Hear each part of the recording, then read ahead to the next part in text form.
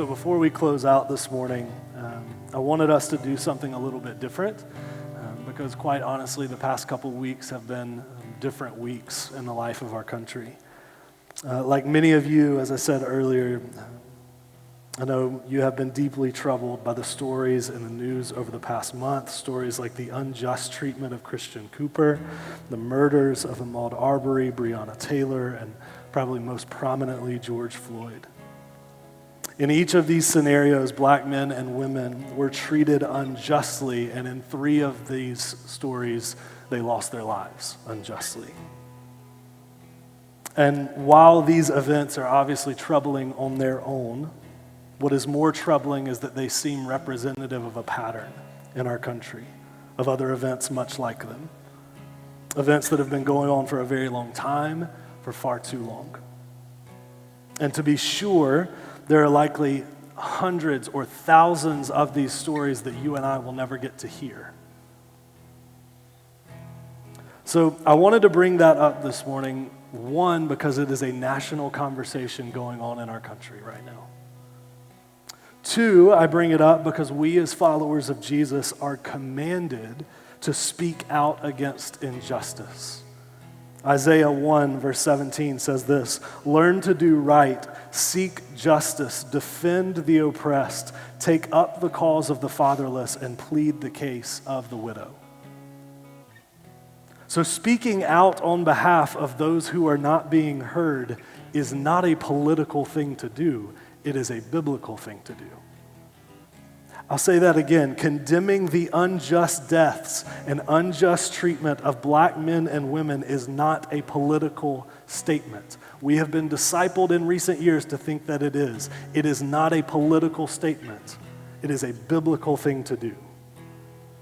Doing it doesn't make us Democrats or liberals or social justice warriors or any other label. It makes us faithful followers of Jesus to speak out. We speak up because that is what we are called to do in the scriptures, and we do that regardless of what political points it may win us or lose us with our party of choice. So we bring it up because God tells us to. We do something about it because God tells us to in the scriptures. But third, I bring these things up because an awful lot of people in our country are hurting right now. A lot of people in our country are hurting right now. Due to these scenarios and others like them, people are hurting because there are still evidently systems and structures in place in our nation that create room for situations like this to happen far more often than they should. And the Bible tells us that we are to weep with those who weep. That's also in Romans 12. We are to rejoice with those who rejoice and weep with those who weep. So if our black brothers and sisters in our country are weeping, that means we weep with them. If they are mourning, we mourn with them. We don't argue with them. We don't tell them that their pain is misplaced or not that it's worse than it should be or any of that. We weep with them as followers of Jesus. Christians historically have had a term for this, the term lament. Lament is what followers of Jesus have done through the years anytime something in their world is not as it should be.